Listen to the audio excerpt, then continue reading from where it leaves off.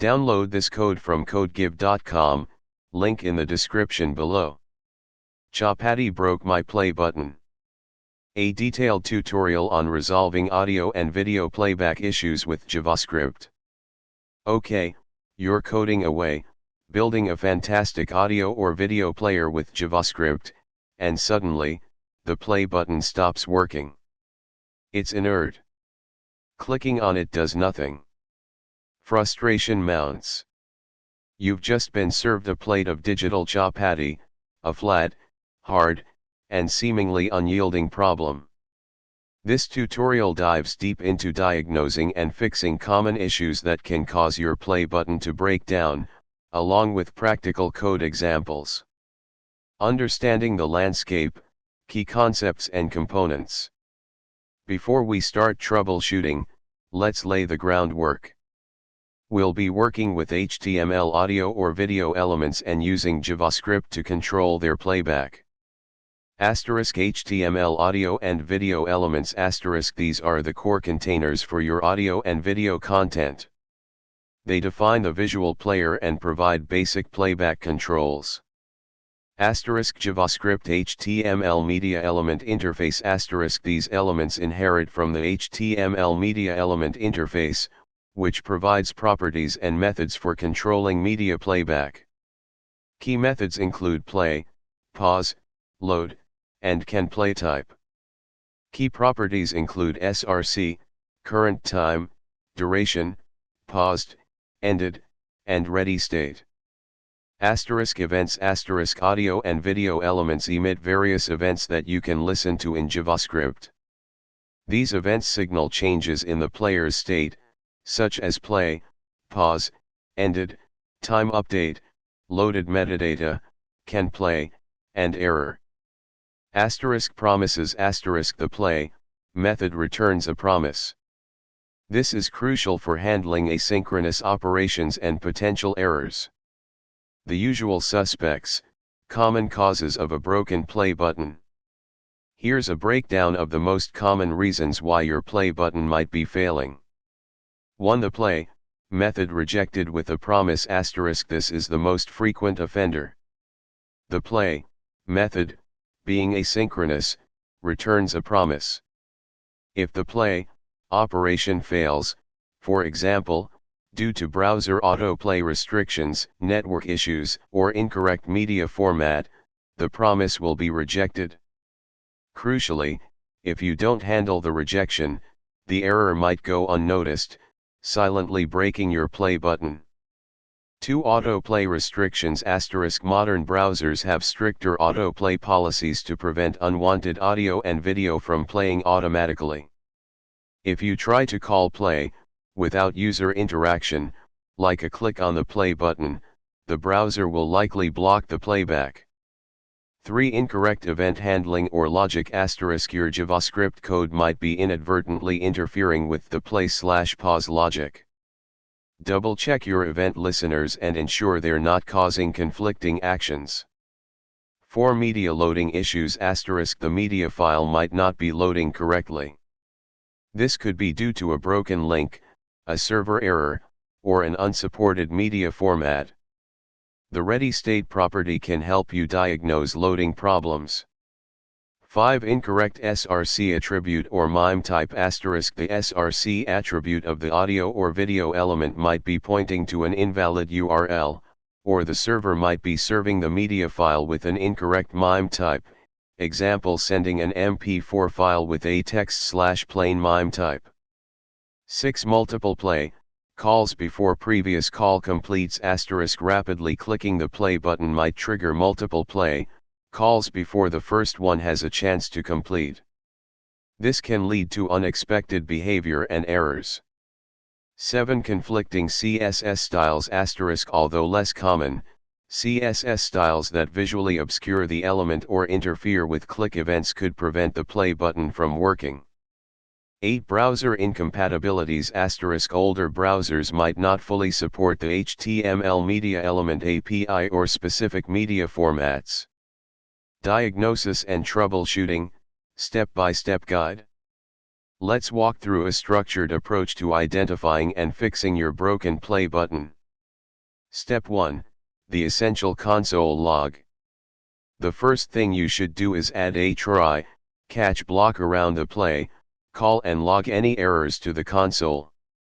This is the most important debugging step. Why this is crucial? Asterisk promise rejection handling. This code correctly handles the rejection of the play promise. The catch block will execute if the play call fails, providing valuable information about the reason. Detailed error logging. The console.error statement logs the error object to the console. This object often contains a detailed message about why the playback failed, example, the play request was interrupted by a call to pause. User feedback. The catch block includes a comment about displaying a UI element to let the user manually start playback. This is important for providing a better user experience when autoplay is blocked. Try catch surrounding play promise assignment. The try catch ensures that if accessing play promise or the audio element throws an error, for instance, if the element doesn't exist, you will still see that error in the console. Step 2, analyzing the console output. After adding the code above, click the play button and inspect the browser's console, usually by pressing F12. Look for any error messages. Here are some common errors and their solutions. DOM exception, play failed because the user didn't interact with the document first. This is a classic autoplay restriction error. The solution is to only call play in response to a user interaction, such as a click on the play button. Make sure no other part of your code is trying to start playback automatically before the user has clicked anything. DOM exception, the play request was interrupted by a call to pause. This usually means that your code is calling pause shortly after calling play. Review your event listeners and ensure that there are no conflicting pause calls. Consider adding console.log statements before and after play and pause calls to track their execution. Medi error, format error or medi error, network error. These errors indicate problems with the media file itself. Check the following. File path. Double check that the src attribute points to the correct URL of the media file. File format. Ensure that the media file is in a format supported by the browser, example MP4 with H.264 video and AAC audio for most browsers. MIME type. Verify that the server is serving the media file with the correct MIME type. For example, MP4 files should be served with the video/MP4 MIME type. You can check the server's response headers using your browser's Developer Tools, Network tab. If the MIME type is incorrect, you'll need to configure your server to send the correct one. CORS, cross-origin resource sharing. If the media file is hosted on a different domain, make sure the server allows cross-origin requests. The server needs to include the access control allow origin header in its response. Type error, cannot read property play of null or similar errors. This indicates that the audio element or play button variable is null or undefined. This usually means that the document.getElementById calls are failing to find the elements in the HTML. Verify that the IDs in your JavaScript code match the IDs of the elements in your HTML. Also, ensure your JavaScript code runs after the HTML elements have been loaded. Step 3, checking the media element state. The ready state property of the HTML media element provides information about the loading state of the media file. Here are the possible values. 0, have _nothing, no information about the media resource is available.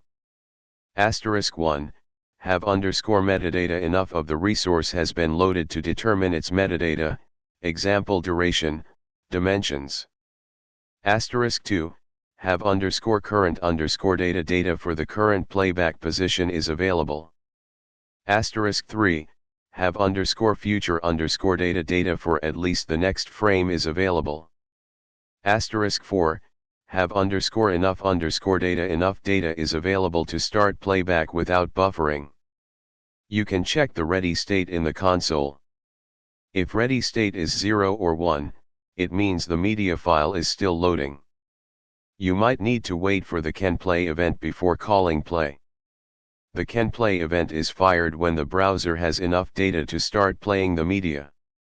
Step 4, handling the ended event and looping. If you want to loop the audio or video, you need to listen for the ended event and call play, again. Step 5, browser compatibility considerations. While modern browsers generally support the HTML Media Element API well, older browsers might have limitations. Consider using a JavaScript library like Howler.js or Plyr to handle browser compatibility issues and provide a consistent API across different browsers. These libraries often abstract away the complexities of dealing with different browser implementations and provide fallback mechanisms for older browsers. Step 6, double-checking your HTML structure. Ensure that your HTML is valid and that the audio or video element is correctly structured. Here's a basic example. Important considerations for mobile browsers. Autoplay is highly restricted. Mobile browsers are even more restrictive about autoplay than desktop browsers. You almost always need a direct user interaction, a click or tap, to start playback. Touch events. Consider using touch events, example touch start, touch end, instead of or in addition to click events for mobile devices. Inline playback. On iOS, you might need to add the plays inline attribute to the video element to prevent the video from automatically entering full screen mode. Also, the Weket plays inline attribute might be needed for older iOS versions. Advanced debugging techniques. Browser developer tools. Network tab. Use the Network tab in your browser's developer tools to monitor the HTTP requests being made for the media file. Check the status code, example 200 OK, 404 not found, 500 internal server error, and the response headers, especially the content type header. Debugging proxy tools, example Charles, Fiddler. These tools allow you to intercept and inspect HTTP traffic between your browser and the server. This can be helpful for debugging CORS issues or other network-related problems. Remote debugging. For mobile devices, use remote debugging to connect your desktop browser's developer tools to a mobile browser running on a device. This allows you to inspect the DOM, console output, and network traffic on the mobile device. Example, a more robust play/pause button. Here's a more complete example that handles both play and pause, updates the button text, and handles potential errors. Key improvements in this example.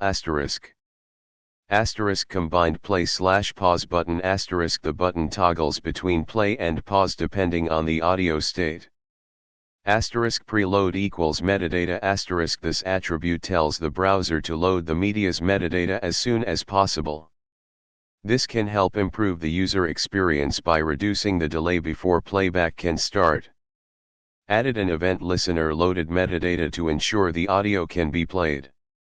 Error handling on audio element. The example includes an error event listener attached to the audio element itself, in addition to the error handling on the play promise. This provides more comprehensive error detection. Retry mechanism. The code includes a set timeout to retry the play method if it initially fails. This can help handle transient network issues. Disabled button on error. If a persistent error occurs, the play button is disabled to prevent further attempts to play the media. In conclusion, conquering the Chapati. Troubleshooting audio and video playback issues can be challenging, but by following a systematic approach and understanding the underlying concepts, you can usually identify and fix the problem. Remember to handle promise rejections, always handle the rejection of the play, promise.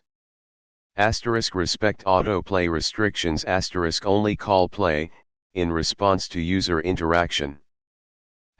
Check media loading, verify the file path, format, and MIME type. Use browser developer tools, inspect the console output and network traffic. Consider browser compatibility, use a JavaScript library or fallback mechanisms if necessary. With these tips, you should be able to bake that chapati and get your play button working perfectly again. Good luck, and happy coding!